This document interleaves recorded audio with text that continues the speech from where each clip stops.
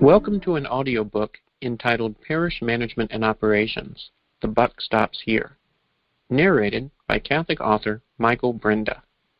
We hope you enjoy the segment and find it useful in your ministerial work. Chapter 55. Internal and External Strategic Plan Terminology. We know the culture we desire. Now, as we create the existing org chart, we will simultaneously document the responses we receive to our questions, and then compare and contrast those responses to paint a mental PMO cultural picture created by those responses. In this manner, we will develop a picture of all things that report to us related to PMO, and we will undoubtedly discover the elephant in the room. The current culture model is broken, and nobody cares, much less even knows. People working in PMO just go through the daily motions of their job, no longer seeing the larger context as they go about their work. The question is, are we providing superior services to our community? And most importantly, are we providing all the temporal and spiritual services that we should? From the action list we have built, we know we give thanks to God for the good that already exists, list but temporarily bypass the bad, and immediately get to work on solving the ugly. Our objective now is to discover where we stand, to learn how things operate, not necessarily as they should operate, but how things actually do operate in every aspect of PMO. This is the discernment process, or stated another way, God, grant me the serenity to accept things that I cannot change, courage to change the things I can, and wisdom to know the difference.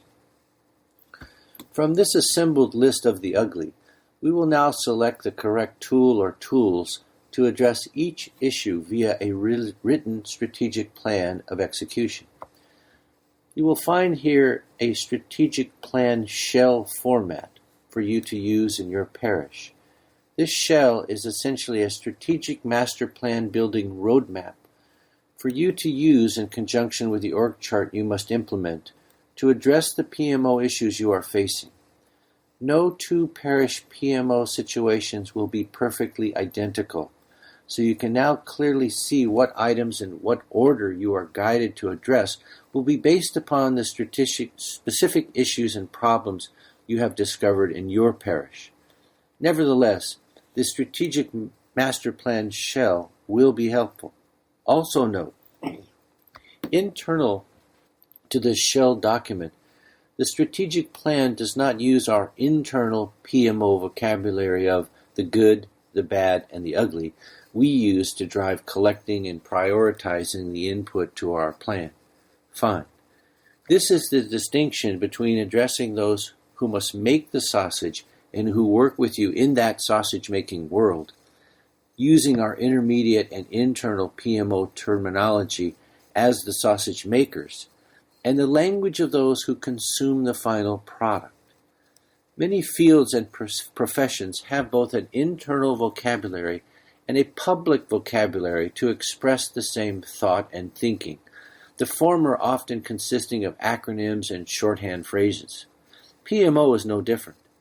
Those who consume the final strategic plan need only be familiar with the traditional language as expressed within the published version of the parish strategic plan. The fact is, there are too many terms used in the field of strategic planning that vary depending upon which school you attended, books you read, etc. But since we are operating here within a holistic system of PMO, we need to use internal terminology that will be understood and is in common with all other practitioners of this same holistic system. Parishioners not a party to the creation of the strategic plan do not need to learn the internal language of PMO we speak of here in this book, in other words, the good, the bad, and the ugly, which we use to discuss and build the plan. In other words, how we go about expressing in language the processes by which we define what we should be including in our or excluding from our PMO strategic plan is our own internal shorthand. We are not using the same internal terminology as we will use in the final plan meant for a wider, public, non-sausage maker community audience that is by definition unfamiliar with the content, principles, and terminology presented in this book. All our community members care about are the services provided by the parish, not necessarily the internal methods, means, and vocabulary used to provide each service. No matter the formal or traditional language used in the final version of your strategic plan, you will find that the data used to animate the creation of the plan does fall under and well correlate to the common sense category terms we have used in this book: the good, the bad, and the ugly. However, in the final strategic plan for presentation to parishioners, it makes sense to use category labeling, language, and terminology that speaks directly to such topics as evangelization, facility usage, youth ministry, etc., rather than our generalized internal speak umbrella categorizations of the good, the bad, and the ugly. Why? Because we must speak the language expected by the receiver. Chapter 56, On the Art and Science of Strategic Plan Creation. The following primary category labeling and further sublabeling for public consumption should be considered as a master planning template, but subject to changes made at your discretion. Should you choose to use other topical labeling or topical report ordering from that which is presented here, feel free to do so as warranted by the circumstances of your community. What is important is not so much the exact labeling or terminology selected, or the order of topical presentation, or the formatting, or the plan length. What is important is that the strategic plan must be accurate, thorough, and in writing. However, accurate and thorough does not mean over-perfectionism, so a note of caution from Winston Churchill. The maxim, nothing but perfection, may be spelled paralysis. End quote. Note, accurate and thorough is not meant here to imply perfection. There is a time and place for achieving absolute perfection, and creating this plan is neither. Do not dither or dwell over every word or comma, etc. Given the likely circumstances of PMO that you will inherit, you will not have the time for absolute perfection in plan layout or content. If your innate temperament leads toward perfection, then in regard to creating this plan, get over it. Let it go. For example, no piece of significant commercial business software was ever released for sale in a perfect, bug-free condition, and deliberately so. Serviceable, workable condition? Yes. Bug-free? Heck no. As a matter of design policy, we let the end users do the final debugging of our code. You think you are going to perfectly nail this strategic plan by agonizing over every detail? No, you are not. Besides, this is a living and working document. If you're not trimming the sails as you go, and if you're not revisiting the entire plan once a year, you're not doing your PMO administrator job. You have an actual parish and geographic community that demands serious PMO problems be solved right now, today. You are not engaging here in an academic exercise for a letter grade where you are.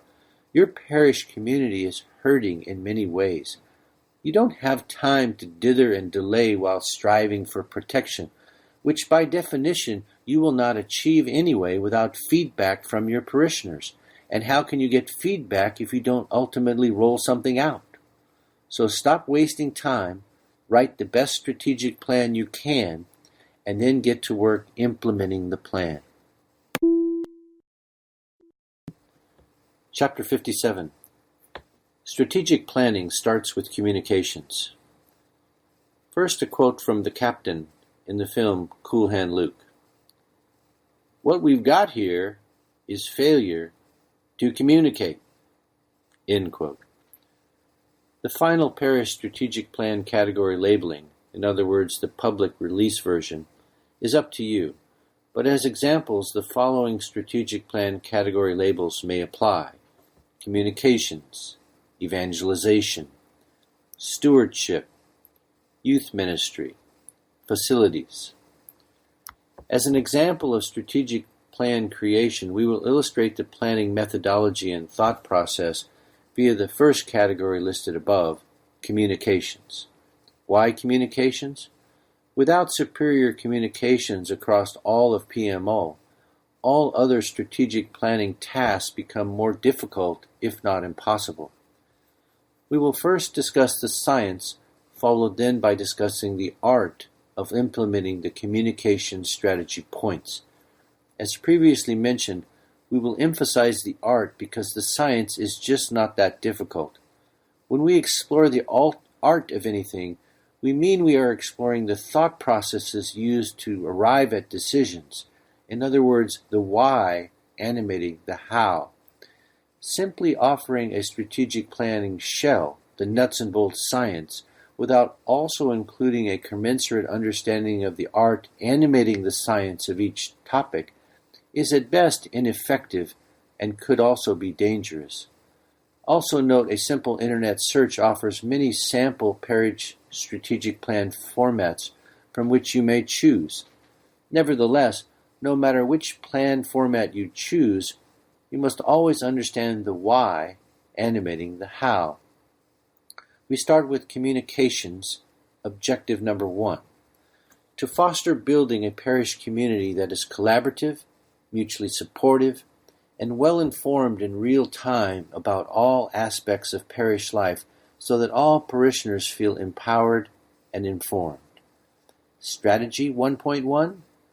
First, establish a communication and marketing board, CMB, that will be a resource to the parish and its ministries and support them in defining and achieving their vision, mission, values, and strategic plans. The science of the Communications and Marketing Board. The establishment of any parish volunteer assembly, board, group, ministry, etc. initially requires writing a brief description of the required task, including any desired or mandatory requirements, and an estimated time commitment. Broadcast this CMB description and member opening through the parish bulletin, website, all social media channels, personal connections, and word of mouth. Recruit, interview, and retain the superior CMB applicants.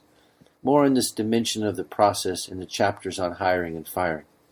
Fundamentally, creating a communications and marketing board is an exercise in recruiting volunteers who will work as an advisory body, the CMB, and report their recommendations to the PMO administrator.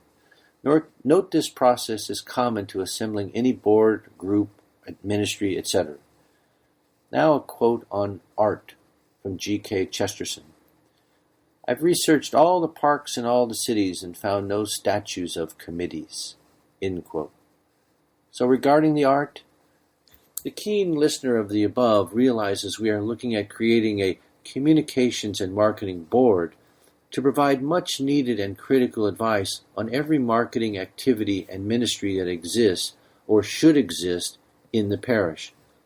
But I'm not a big fan of boards or committees. Why? Set aside committee members' good intentions, etc. Most committees in relation to the task at hand are a collection of good-hearted but poorly managed, relatively low subject matter skill individuals. So unless and until you are willing to proactively recruit, populate, and manage the CMB with superior personnel in this subject matter and field, navigate through any member's petty parochial interests, stop bad ideas from becoming reality, weed out those with hidden personal agendas, etc., the guidance presented here will never work for you. Why? Because of all the subtle reasons embedded in the above Chesterton quote. Unless and until you are a master of populating your committee in the first place, and subsequently running your CMB meetings, you will fail. If that is your case, then the CMB is a superior idea. In other words, if you populate the CMB with good-hearted but nevertheless no or low-talent personnel, or you do not know how to manage the CMB to achieve your planned goals, the CMB makes for a fine org chart window dressing, but it will never work as intended. With the above in mind, gone are the days when we mentally build a drive-through window and order take for higher ministry participation levels, more volunteers, greater attendance at events, etc. We are proactive in our PMO efforts now. In populating the CMB exclusively with supremely talented volunteers, we are hereby acknowledging the critical need for marketing? Marketing within a church setting and environment? Yes, absolutely. And internally to PMO, we will now call it what it is, marketing. Why? Because we are now involved in an internal sausage-making discussion. And in such discussions, we speak plainly and we speak the truth to everyone sitting at this table. We do not hide our purpose or intentions behind some euphemistic milquetoast language more suited for those outside PMO, such as encourage, publicize, notify, foster, nurture, cultivate, boost, aid, stimulate, assist, help, advance, advocate. Those days are over. Therefore, from now on in PMO, we are here to proactively market. And the art of marketing starts with the fact that internal to PMO, we are going to state our intentions to market parish, festivals, plans, whatever it may be, in plain English.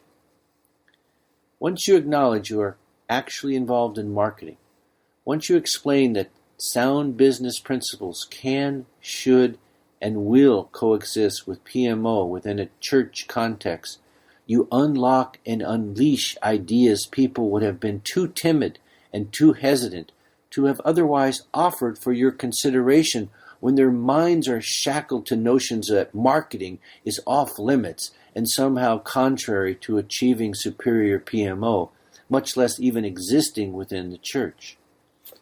Strategy 1.2, define and implement a communication and public relations marketing plan so that information and resources can be shared within ministries, between ministries, and between the parish and the community. The science? This point in the strategic plan process addresses technology implementation. Number 1, establishing internal digital communication means and methods between all members of the various ministries. Number 2, establishing external digital communication means and methods between the parish and members of the community. Regarding internal communications between all members of the various ministries, this is an issue that must be facilitated through the person solely responsible for the parish email server configuration and all social media platforms. Email and social media groupings that correspond to the membership list for each parish must be created and frequently updated to facilitate immediate broadcasts of messages to and from all members of the ministry groups. Training must be provided to anyone not technically confident or competent in his or her digital media skills and associated platforms. In terms of communications between the parish and the community, the parish webmaster and social media Yoda must use their respective channels of communications to broadcast all parish news approved for distribution. This point, of course, assumes, often incorrectly, that each and every ministry forwards any news, event dates, etc. they wish to distribute in a timely and complete manner. A question from author Ryan Lilly. Social media is not just a spoke on the wheel of marketing. It's become the way entire bicycles are built. End quote. Now regarding the art, proactive, timely, vibrant communications between people is, conceptually speaking, not new or news today. What is new? One extra but critical dimension. Superior execution of proactive, timely, vibrant communications between PMO and parish ministry members, as well as the parish community at large. This point, adding PMO-generated agenda topics into the conversational mix, will most likely be a new paradigm in most parish PMO settings. How so? For example, if you find that PMO personnel think that the usage of email is cutting edge today, you know you have a paradigm challenge in this regard. Note all such PMO-initiated parish-to-parishioner communication is part and parcel in the DNA of the correct culture, a culture you must instill and install. The PMO idea generation and communications paradigm must shift in the receiver from, who are these guys? Why are they sending me this stuff? To, where are these guys? I missed their information. And who are these guys we are speaking of? Sam or Susie, the PMO administrator? No. We are here to institutionalize PMO where we are. And to institutionalize something is to migrate our thinking away from the realm of the individual to the realm of the office of PMO. We want people to look for PMO in the parish as a distinguishedly named entity, not a specific person we know will ultimately leave. What we want to be memorable is the Christian action itself connected to the church, not necessarily the individual who initiated it. The science of communications between parish ministries and the science of communication between the parish and the community is not a mechanically tough problem to address. Just start communicating via the available and familiar channels and tools of communication. However, the art of installing, institutionalizing, and supporting vibrant communications in PMO is a different matter, and one that tracks back to the art of installing the correct culture, to imbuing in all PMO personnel and volunteers the acceptance that one dimension of their job among many is to communicate as and when necessary, but in the precise manner and method preferred by the receiver. In this regard, a quote from St. Thomas Aquinas from the Summa Theologica: "That which is received according to the mode of the receiver." End quote. The paradigm shift here is not in the science of communications. It's the notion that in order to market ourselves, we must not only communicate a refined and targeted message, but today and forevermore, we must do so in real time.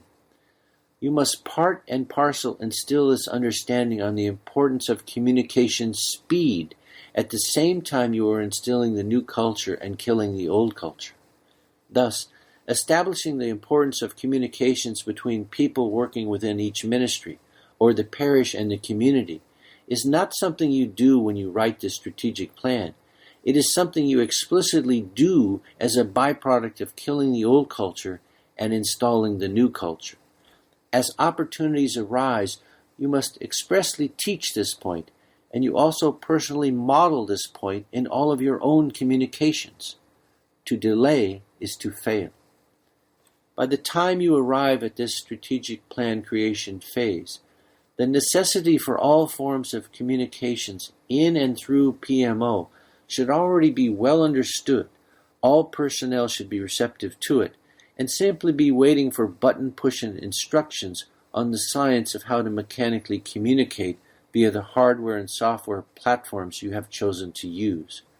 Those, for example, who are still proud they only check their email whenever they get around to it, or whenever they feel like it, or whenever they have time, or I don't have a smartphone, I don't use social media, I don't like the internet is bad for you. What is social media? Those folks must immediately reset their thinking to the present day or seek employment elsewhere. Why? Because information travels from person to person at the pace of its slowest communicator. Strategy 1.3: improve existing communication mechanisms and create and maintain new methods of communication with and among parishioners and the entire geographic community we serve. Fully engage social media channels of communication. The science: Your primary and self-explanatory PMO communications channel options with parishioners or PMO are as follows. Number 1, in person. Number 2, telephone. Number 3, email. Number 4, weekly parish bulletin. Number 5, parish website. Number 6, social media, such as Twitter, Instagram, Facebook, etc. Anyone confused about the technical working mechanics of any of the above points should seek technical support specific to their needs. Now, the art? Any surprises on the above list of PMO communications channels? No. Anything conceptually new to you on the list? No, or at least there should not be as the PMO administrator. The challenge is not failing to know what communications channels are available, or the fundamental purpose of each particular channel. The challenge is twofold. Number 1, do all of the above communications channels, which taken collectively form the digital aeropolis of communications today, fully and vibrantly exist in your PMO? And number 2, what do you actually do with all the communications channels?